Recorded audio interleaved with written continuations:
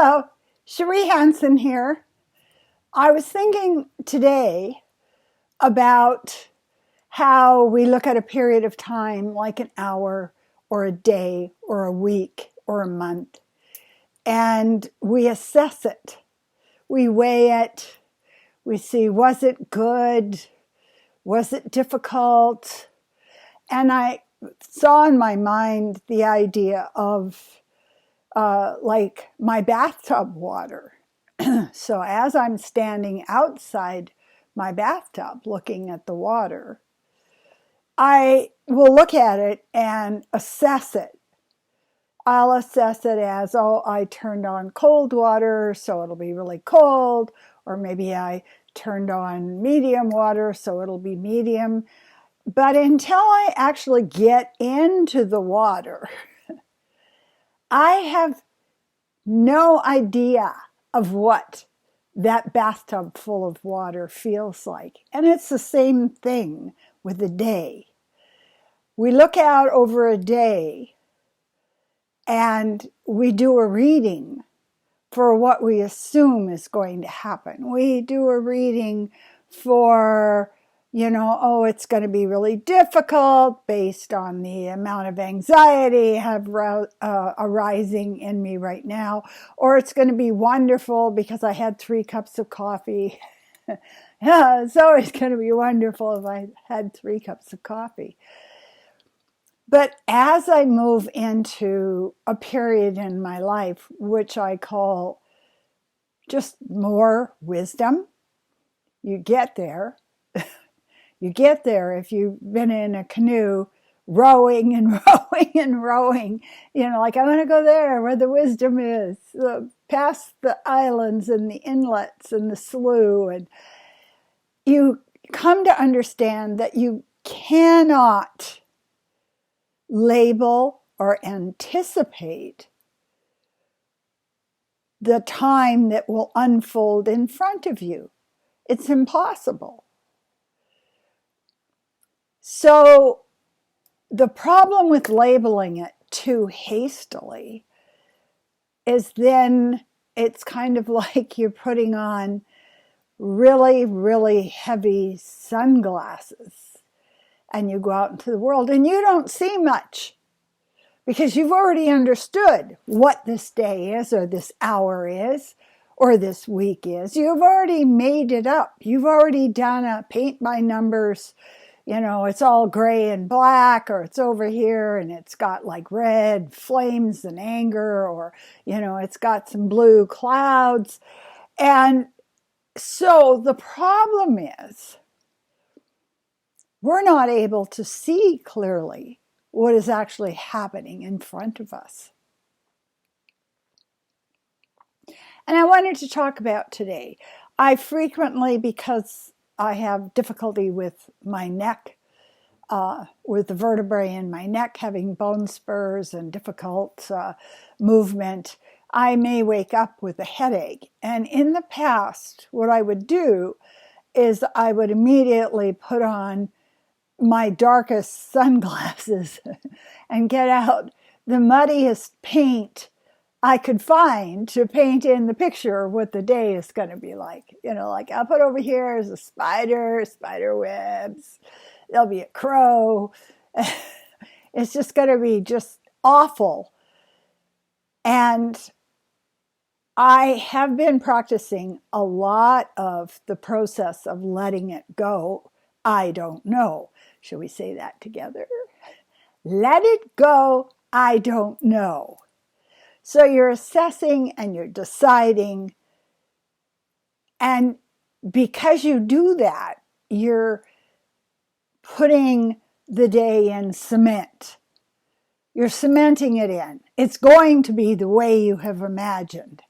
Because nothing good that happens will you be able to notice.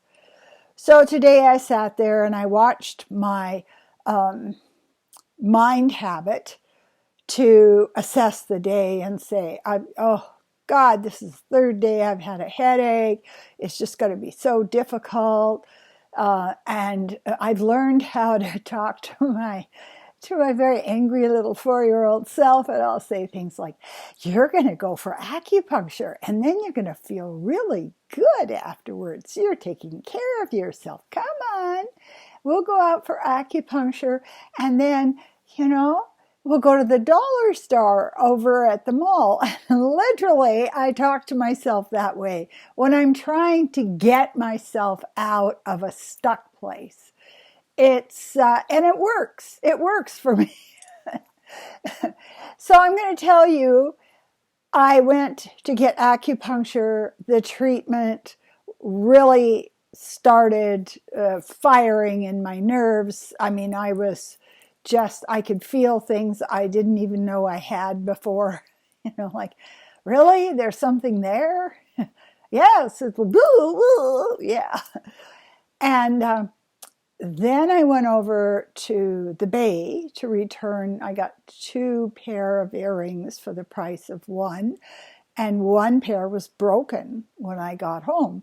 And so I took that pair back and exchanged it.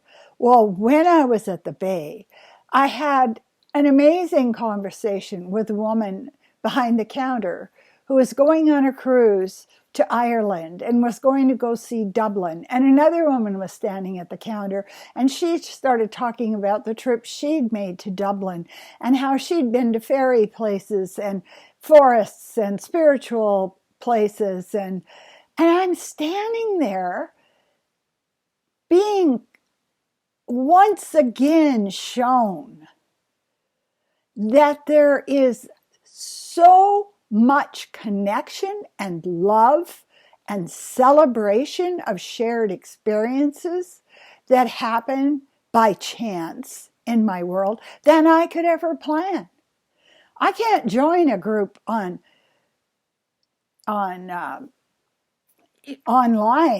and show up and expect that it's going to happen. And it's sweeter when it happens that way. It's so much sweeter because you're not forcing it. You're not planning it. You're not driving to it. You're not shooting your arrow into the bullseye. It just shows up. And then after we had this delightful conversation they were telling me about Dublin, places to go, what a wonderful experience. One woman had been all over the world, and she was almost my age and was still traveling. See, the universe is going, look at this, look at this. I am changing your perceptions of what is possible in your life. And then a woman came up, and oh my God, she was so beautiful. People who have a really kind heart radiate this white light. They just stand there and you can feel it just going into you. It's like a blood transfusion or something. You go like, oh, this is really wonderful. And she started talking to me, and then she came up to me and she grabbed my hand. She held my hand as she talks to me and looks me in the eye. And I'm standing there and I'm going like, don't cry, don't cry, don't cry. Because I hadn't had my hand held in years. Here's somebody who is already set up to love other people. And then when she left, the woman behind the counter said to me, she's Ukrainian. And she came here to escape the war, and her son was kidnapped and is in Russia, and she doesn't know if he's alive or dead. She said, but she's always cheerful and happy and kind. And I'm just turned around, walked out of the store, and I'm going, yeah, I was about to set myself up to have a really crappy day. I was about to set myself up to have a headache and be suffering and have bad things happening, and it's all going to be so much struggle and whatever. And then I went over to the drugstore to get a few of what I call my magic pellets. Now I am a bionic woman, and I depend on taking $7,000 worth of pills a month to keep me operating. And the woman who was there was telling me that she was sad, and I asked her if she wanted a hug, and we hugged for a long time. And then I thought to myself, oh my God, this day is magical. But one of the things that happened was I let it come to me. I just let it come in, and I recognized it when it was happening. So I got in this place where I had set out with a damaged ship with a hole in the sail to go into storms. And I ended up just being on these beautiful windswept tropical Asiatic blue seas of the flow of kindness and the meeting of people with one another. It's so much more powerful than what is your name? What do you do? How much money do you make? Do you belong to people like I belong to?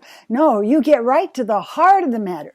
You get right to the moment when you want to connect in optimism and in joy. And you just get all that crap out of the way. It's all out of the way. There's no story. There's just experience. And that's a wonderful place to set out on every morning on your ship. You don't know what's going to happen, but you trust that the universe is going to show you some pretty fine moments. So don't label, don't make yourself a victim. Be ready for the joy that comes to you that you would miss if you weren't paying attention. Thank you so much for subscribing. Please do subscribe if you're watching my channel. Like the video. You can make a comment. I love to hear your comments. Also, I am offering psychic readings. I have a very clear channel that understands what you're going through. I can feel it. I can see it. And we can set up a coaching session that can get you to a place where you just leave the shambles and the broken towers of victimhood behind you, and the howling wolves of fate and your ancestral damage hunting you down. And just get to a place where you live now and find the beautiful people that are there waiting to connect to you. I have to say how much I appreciate you. Thank you.